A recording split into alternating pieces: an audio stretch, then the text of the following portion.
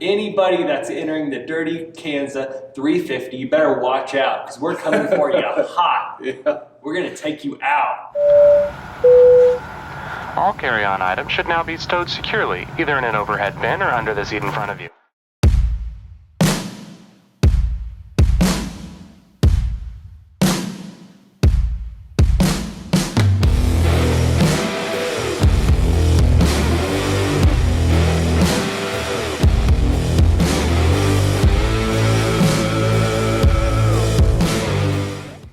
Beau here, and welcome to my channel. On this channel, we talk about travel, talk about lifestyle, talk about travel hacks, talk about life hacks.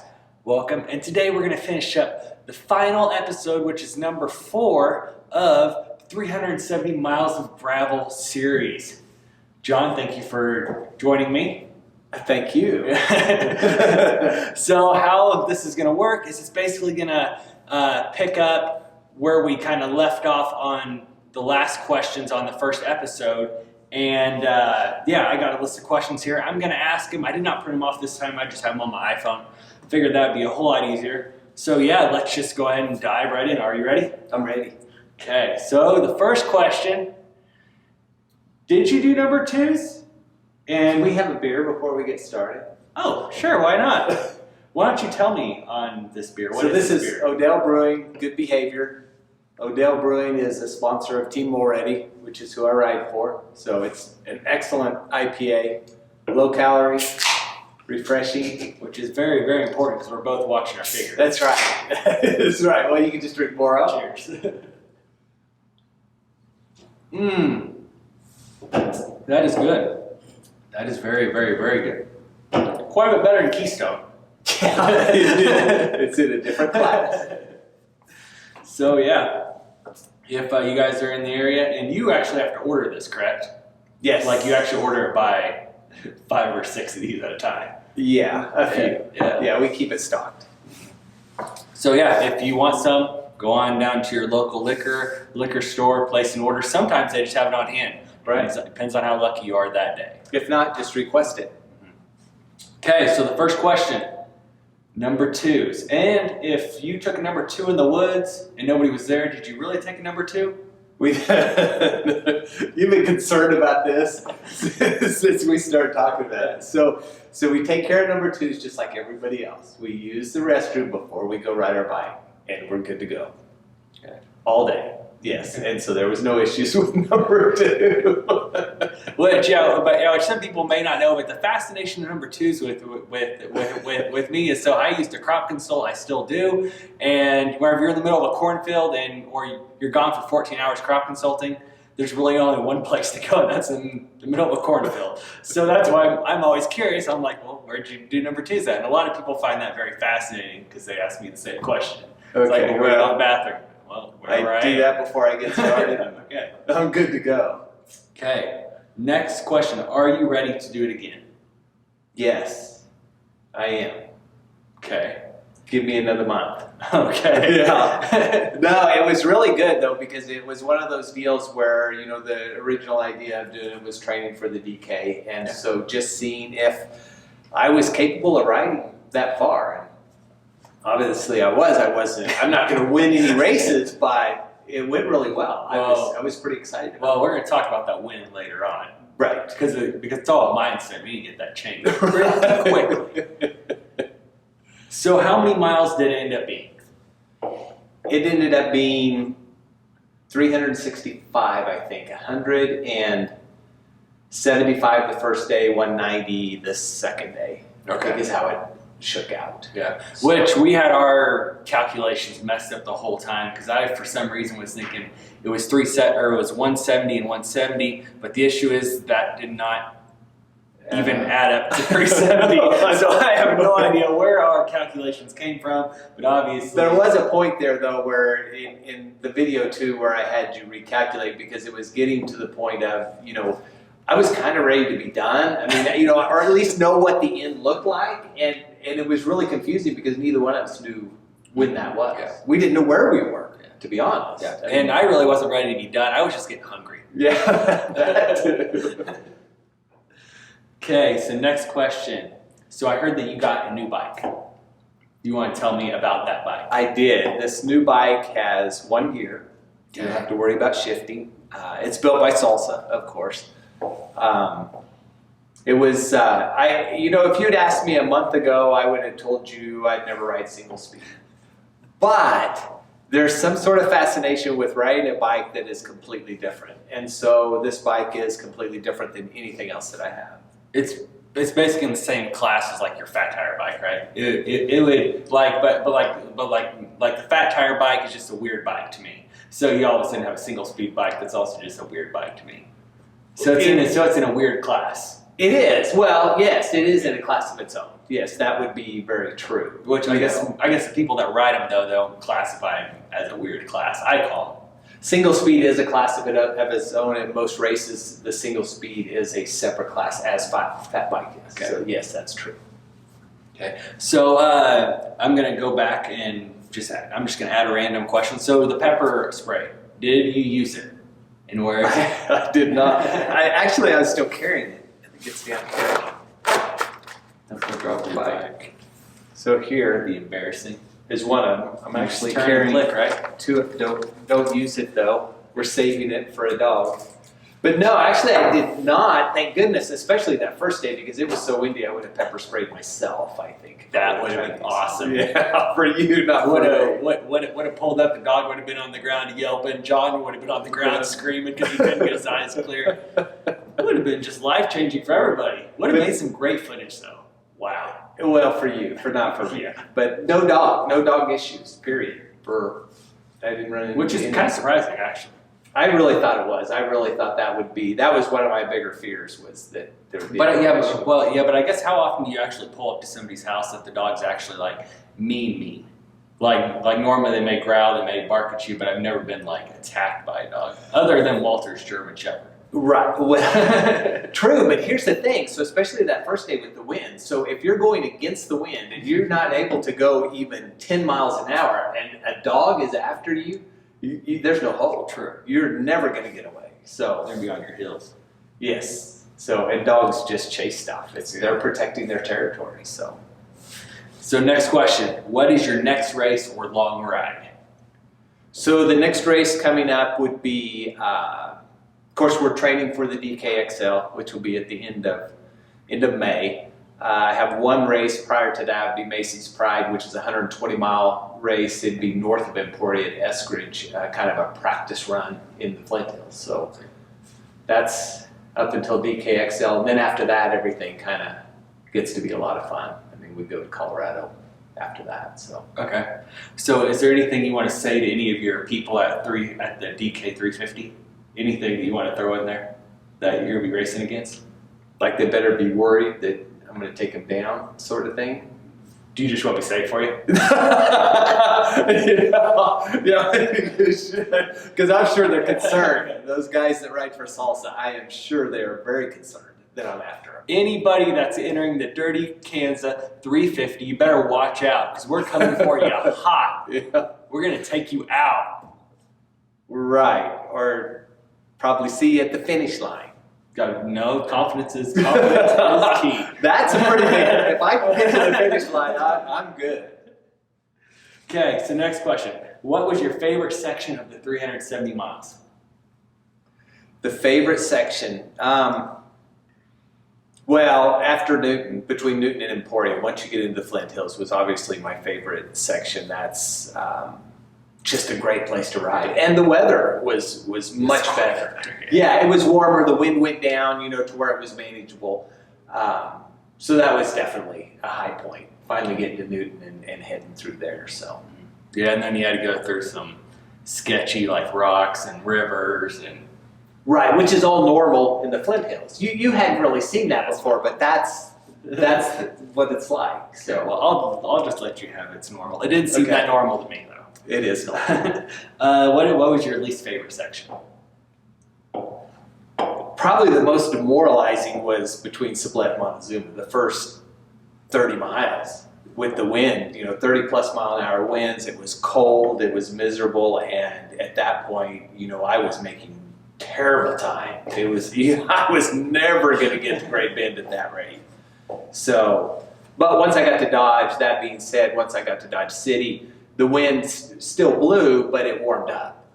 And that really helped. That being cold and windy, it's just tough. Well, the wind was blowing so hard that the windmills were shutting off. Remember, the windmills are shutting off because the wind's blowing so hard. It's probably a sign that you probably shouldn't be riding your bike that day.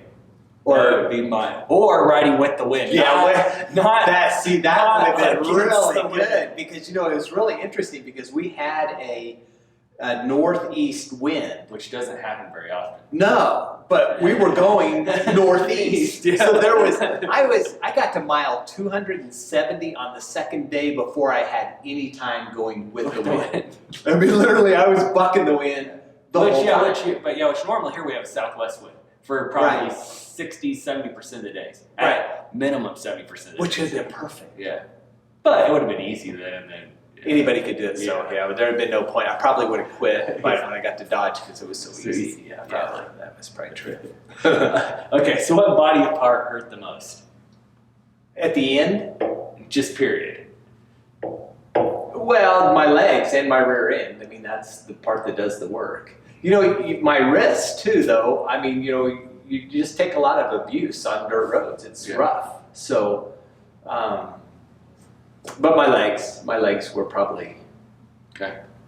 And you put on plenty of chamois butter? I did, and so really my rear end was actually in pretty good shape considering the mileage. And I'll throw up a little footage of him putting on some chamois butter for you guys to I knew you were enjoy. Fascinated by that for whatever reason, but it is necessary. Well, it's just kind of embarrassing whenever you pull up and John's reaching his hand down his pants and just massaging himself.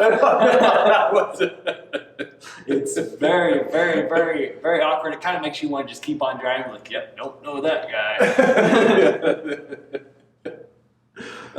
So what is the favorite meal that you had on the trail? Chick-fil-A. When you brought Chick-fil-A out of Hutchinson, that was just perfect timing. The weather was good. I could stick it in my bags. I ate it for the next 3 or 4 miles. That was good. Yeah, you took my Chick-fil-A that I ordered. It worked out great, didn't it? It did. It worked out really well. But you had time to go back if you wanted more. You could have gone back to Hutch. Yeah, I did not have time for that. What is the one thing that you're glad you brought? You mean other than you?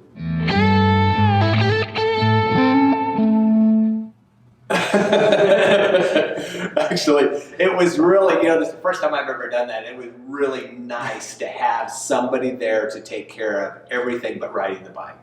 I've never done that before. So my water was there, my nutrition was there. I didn't have to pack down heavy. When I did the 550, that bike weighed 70 pounds. Yeah. This time, no. It was minimum. I carried an extra jacket, extra pants. So when it got cold, I had my stuff, but other than that, everything else was carried in the Jeep. So that was super nice. I think both mornings I went to Walmart for stuff too, so you didn't have to worry about any of that. No, I stopped at one quick shop and bought 1 bag of M&Ms, and otherwise I didn't stop and pick up any of my own food. So that was really nice, and it made it nice too, though, because I didn't have to stop. So. Yeah. I was literally, that 17 hours, I was literally pedaling probably over 16 of it. The stops were very short, very quick. Yeah. So that was good. Okay, so next question. Do you have any apologies that you want to tell anybody or anything that's really been weighing on your heart? No. I'm assuming you're referring to Great Bend and Brahms. Yes. And your friend. Because I believe you said you're going to kick his. I don't think I said that. I think I said I should have. But if you're at Brahms, you gotta be able to make a milkshake. That's got to be in their training program. I don't understand that. But anyway, that being said, we did get the 2 milkshakes. We did get out of there, and I did get to bed. So it took a while. Well, and remember, he said 2 milkshakes, but one of them wasn't for me. Both milkshakes were for me. For him. So all the issue was caused by.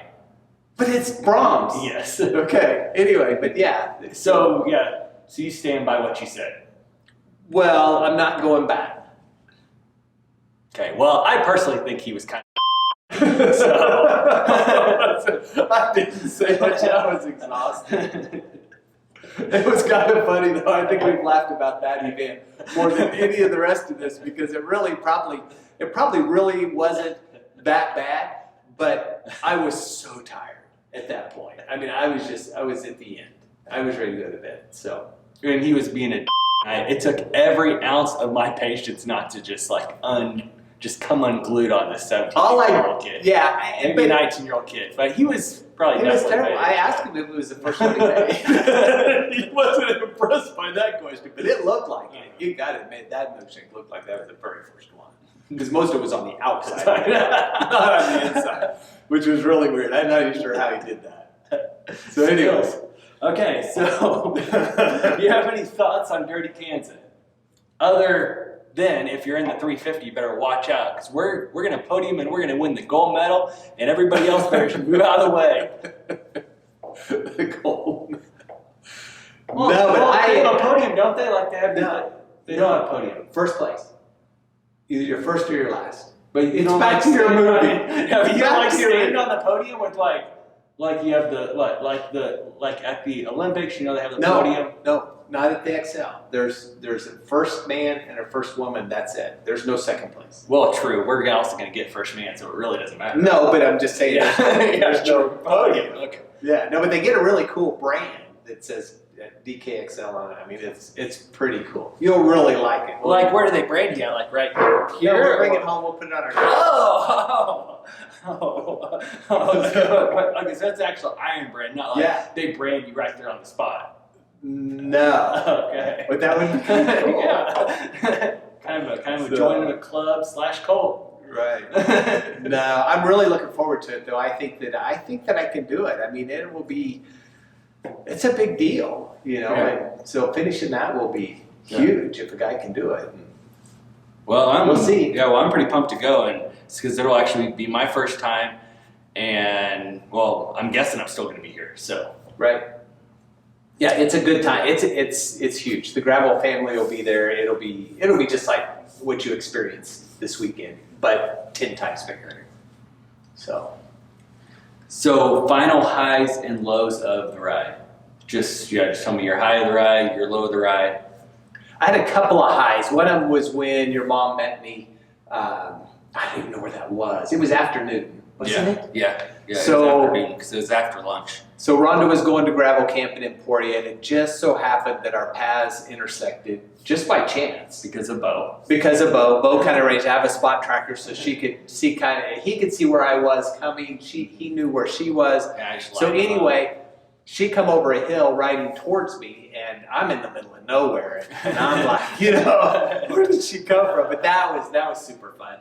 And then getting to Morays, and just, we had our cheese and crackers and stuff from the vault, and some cold beers with Rick, and that was pretty fun. Yeah, I'm pretty sure that night I drank whiskey cokes. I think I had some straight whiskey too, which is pretty good. I'm pretty sure I just had Odell Brewing. But the lows, like I said, that first 30 miles, it was cold, it was windy, it was one of those deals where I had planned on this, and that was the day, and that was the time, and it was go time, and I really thought that weather-wise it was going to be impossible at that point. But like I said, once I got to Dodge, once it warmed up and just started taking one town at a time, it all worked out. Yeah. So good. Okay, from a scale from 1 to 10, how was the ride? 10. Definitely 10. Anytime I finish a ride like that, it's a 10.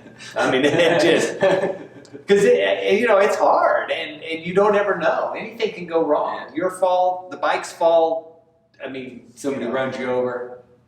Yeah, I mean, Somebody anything else's can happen. fault. Yeah, and when you're going all on gravel, you have tire issues, you have things that happen, and the bike performed perfectly. And you had no flat tires. You no had flat issues. tires, none whatsoever. So, and no injuries, nothing. I mean, everything was just spot on. So it was good. Okay, your final thoughts. My final thoughts. Boy, thanks to everybody that helped me.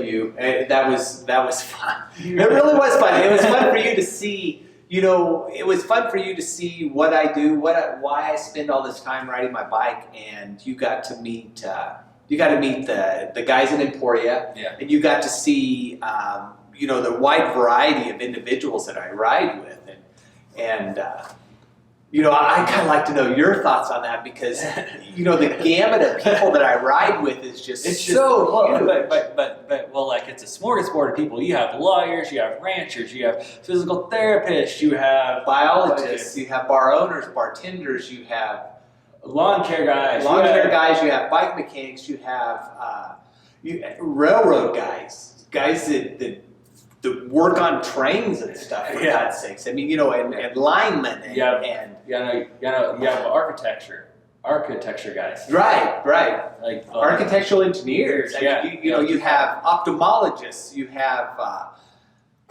man, I just can't real estate guys. Yeah, but basically from all different walks of life. Oh yeah. And they all come together to ride bikes of all things. Right. It's the only thing that we have in common. Yeah. And our meeting place is Mulready's Pub. Yeah. So you go in there in the evening, and you saw that because gravel camp was going on, and all these people come together, and you sit around, and you have a beer, and you talk about the day's activities, and most of them involve riding bikes because that night we had guys that had come from races in Wichita, had come from gravel camp, I had just finished riding to Emporia.